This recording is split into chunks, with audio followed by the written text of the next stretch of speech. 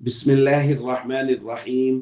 عن المقدام رضي الله تعالى عنه قال قال رسول الله صلى الله عليه وآله وسلم: ما أكل أحد طعاما قط خيرا من أن يأكل من عمل يده.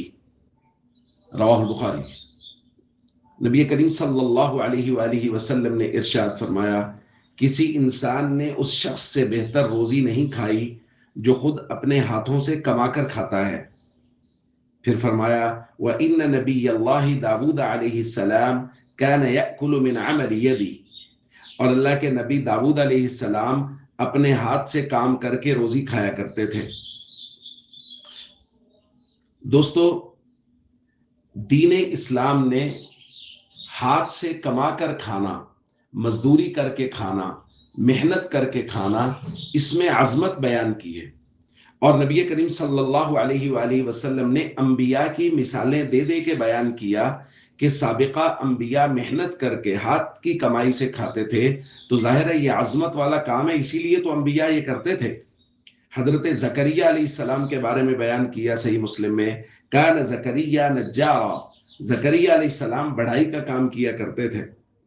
اسی طرح حضرت موسیٰ علیہ السلام نے مزدوری کی۔ خود نبی کریم صلی اللہ علیہ وآلہ وسلم نے بھی ارشاد فرمایا، ما بعث اللہ نبیا الا رعى الغنم، اللہ نے کسی نبی کو نہیں بھیجا مگر اس نے بکریاں چرائی۔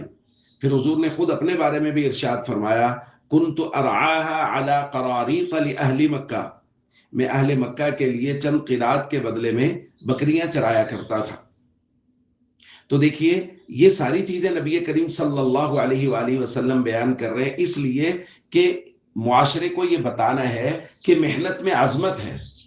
اور یہاں یہ بات یاد رکھیے گا، وہ افراد معاشی طور پہ مضبوط ہوں گے جو محنت کو عظمت سمجھیں گے۔ جو افراد محنت میں عیب سمجھیں گے، جو محنت کرنے کو برا سمجھیں گے، وہ معاشی طور پہ کمزور ہوں گے۔ اسی طرح وہ گھرانے معاشی طور پہ مضبوط ہوں گے جو محنت میں عظمت جانیں گے، اور نتیجتاً وہ معاشرہ معاشی طور پہ مضبوط ہوگا جو محنت میں عظمت جانے گا۔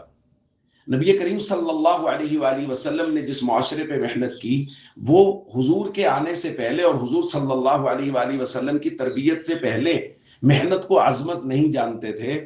نبی کریم صلی اللہ علیہ وآلہ وسلم نے ان کی تربیت کی، اور اس کے بعد وہ پورا معاشرہ محنت کو عظمت جانتا تھا، یہاں تک کہ ہم نے دیکھا کہ خلیفۃ المسلمین بھی کسی کی گٹھڑی سر پہ اٹھائے جا رہے ہیں۔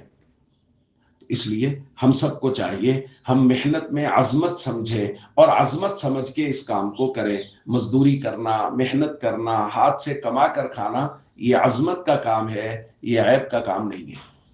السلام علیکم ورحمۃ اللہ وبرکاتہ۔